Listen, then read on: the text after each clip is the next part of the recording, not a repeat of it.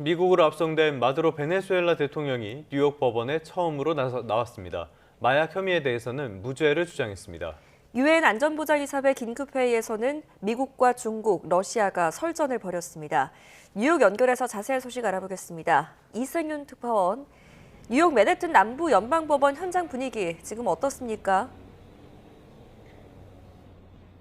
네. 뉴욕 브루클린 메트로폴리탄 구치소에 수감됐던 니콜라스 마두로 베네수엘라 대통령이 이곳 뉴욕 맨해튼 남부연방지방법원에 미 동부시각으로 오전 7시 40분쯤에 도착했습니다.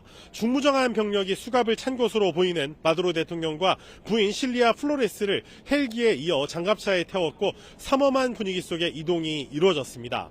현직 국가 정상이 형사사건 피고인 신분으로 타국의 법정에서는 사안의 민감성을 감안한 듯 미국 당국은 높은 수준의 경비태세를 가동했습니다. 법원 청사 주변은 바리케이드가 설치됐고 무장한 연방 보안관들이 배치됐으며 수많은 취재진이 열띤 취재 경쟁을 벌이고 있습니다. 이어 마두로 대통령 부부는 낮 12시쯤에 처음으로 법정에 출석해 기소 인정 여부 절차를 밟았습니다. 이는 마두로 대통령에 대한 미국의 사법권 행사가 정당한지를 놓고 펼쳐진 치열한 법리 다툼의 신호탄이 됐습니다. 트럼프 1기 행정부 시절인 2020년 마약 밀매와 돈 세탁 등 마약 테러리즘 혐의로 기소된 마두로 대통령이 미국 법정에 서는 것은 이번이 처음입니다.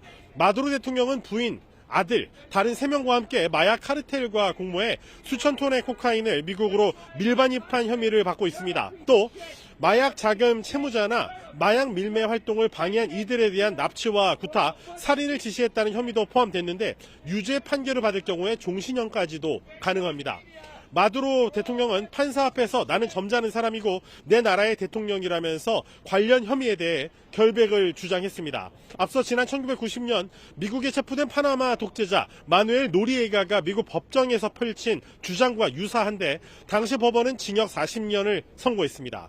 이번 재판은 올해 92살의 엘빈 헬러스타인 판사가 맡고 있습니다. 마두로 대통령 관련 마약 사건을 10년 넘게 담당해온 헬러스타인 판사는 이 밖에도 트럼프 대통령 관련 사건과 9.11 테러 사건 등을 다뤄왔습니다. 네, 이번 마두로 체포에 대해서는 국제법 위반이다, 아니다 여러 가지 논란이 일고 있는데요. 유엔 안전보장이사회가 긴급회의를 소집했습니다. 어떤 내용들 오갔습니까? 네, 안보리 회의는 미국 동부시간 오전 10시에 뉴욕 유엔 본부에서 열렸습니다. 베네수엘라의 회의 소집 요청을 이웃나라인 콜롬비아가 안보리에 전달했으며 중국과 러시아가 이를 지지해서 열린 겁니다. 사무엘 몽카디 주 유엔 베네수엘라 대사는 안보리에 보낸 서한에서 이번 사태에 대해 국민이 자유롭게 선택한 공화정 체제를 파괴했다고 비판했습니다. 또 세계 최대 규모로 매장된 석유를 포함한 천연 자원을 약탈할 수 있는 꼭두각시 정부를 강요하기 위한 식민 전쟁이라며 미국이 유엔 헌장을 위반했다고도 주장했습니다. 유엔 역시 자위권 발동 차원이나 유엔 안보리의 승인이 없으면 무력 사용을 금지한다는 기본 방침을 강조했습니다. 유엔 헌장 2조 4항은 모든 회원국은 국제관계에서 다른 국가의 영토적 보전이나 정치적 독립을 침해하는 방향으로 무력을 사용하거나 위협해선 안 된다고 규정하고 있습니다.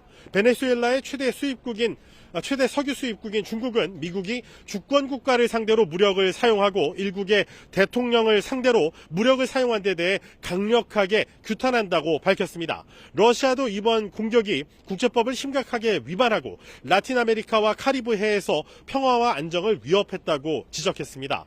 이에 미국은 범죄자 마두로 대통령에 대한 정당한 법 집행이라고 주장했습니다. 중국과 미국 측의 입장을 연이어 들어보시죠. China is deeply shocked by and strongly condemns the unilateral, illegal, and bullying acts of the U.S.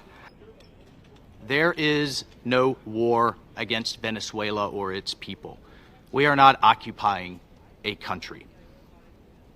This was a law enforcement operation.